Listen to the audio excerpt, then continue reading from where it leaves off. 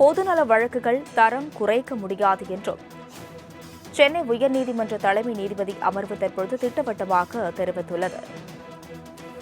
இதுகுறித்த கூடுதல் விவரங்களுடன் செய்தியாளர் கிருஷ்ணா இணைப்பில் உள்ளார்.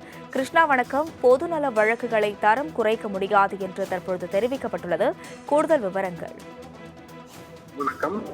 கள்ளக்குறிச்சி மாவட்டம் திருக்கோயிலூர் உலகளாந்த பெருமாள் கோயில் அருகில் புதிய பேருந்து நிலையம் கட்ட தடை விதிக்க கோரி சென்னை ஆழ்வார்பேட்டையைச் சேர்ந்த விஸ்வநாதன் என்பவர் சென்னை உயர்நீதிமன்றத்தில் பொதுநல வழக்கு ஒன்றை தாக்கல் செய்திருந்தார். அந்த மனுவில் தற்போது கட்டுமான பணிகள் நடைபெறக்கூடிய அந்த பகுதியில் இருந்து 400 மீட்டர் தூரத்தில் பேருந்து நிலையம் செயல்பட்டு வருவதால் புதிய பேருந்து நிலையம் கட்டுவது அரசுக்கு தேவையற்ற செலவு என்று தெரிவித்திருக்கிறார். புராதன தொல்லியல் முக்கியத்துவம் வாய்ந்த கோவில்களுக்கு அருகில் பேருந்து நிலையம் கட்டுவது தொல்லியல் முக்கியத்துவம் வாய்ந்த இடங்கள் பாதுகாப்பு சட்டத்துக்கு விரோதமானது எனவும் இது சம்பந்தமாக கடந்த பிப்ரவரி மே மாதங்களில் புகார் மனுக்கள் அனுப்பியும் அவை பரிசீலிக்கப்படவில்லை என்று மனுவில் குற்றம் சாட்டுகிறார்.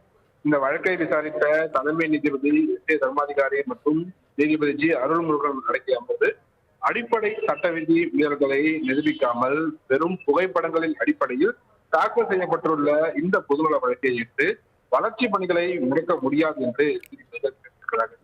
மேலும் சட்ட விதிமீறல்களை சுட்டிக்காட்டாமல் திட்டங்கள் குறித்து பொதுமக்கள் கேள்வி எழுப்பும் மேடையாக பொதுநல வழக்குகளை தரம் குறைக்க முடியாது என்று நீதிபதிகள் பேருந்து நிலையம் எங்கு அமைய வேண்டும் என்பதை முடிவு செய்யும் சிறந்த நீதிபதிகள் அதிகாரிகள் தான் எனவும் நீதிபதிகள் தெரிவித்திருக்கிறார்கள்.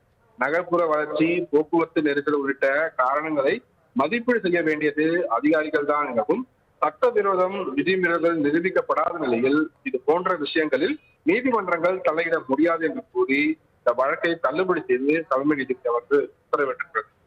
அஸ்வினி, பொதுநல வழக்குகள் தரம் குறைக்க முடியாது என்றும் சென்னை உயர்நீதிமன்ற தலைமை நீதிபதி அமர்வு தற்போது திட்டவட்டமாக தெரிவித்துள்ளது.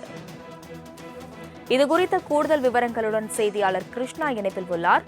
கிருஷ்ணா, வணக்கம். பொதுநல வழக்குகளை தரம் குறைக்க முடியாது என்று தற்போது தெரிவிக்கப்பட்டுள்ளது. கூடுதல் விவரங்கள். வணக்கம். கள்ளக்குறிச்சி மாவட்டம் திருக்கோயிலூர் உலகளாந்த பெருமாள் கோயில் அருகில் புதிய பேருந்து நிலையம் கட்ட தடை விதிக்க கோரி சென்னை ஆழ்வார்பேட்டையைச் சேர்ந்த விஸ்வநாதன் என்பவர் சென்னை உயர்நீதிமன்றத்தில் பொதுநல வழக்கு ஒன்றை தாக்கல் செய்திருந்தார்.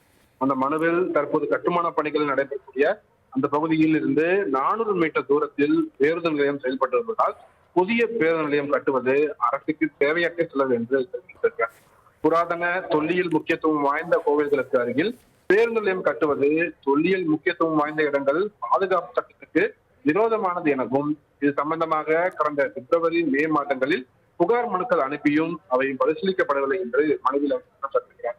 இந்த வழக்கை விசாரித்த தலைமை நீதிபதி எஸ். தர்மாதிகாரி மற்றும் நீதிபதி ஜி. அருள்முருகன் அடங்கிய அமர்வு அடிப்படை சட்ட விதி மீறல்களை நிரூபிக்காமல் வெறும் புகைப்படங்களின் அடிப்படையில் தாக்கல் செய்யப்பட்டுள்ள இந்த பொதுநல வழக்கை ஏற்று வளர்ச்சி பணிகளை முடக்க முடியாது என்று தெரிவித்திருக்கிறார்கள்.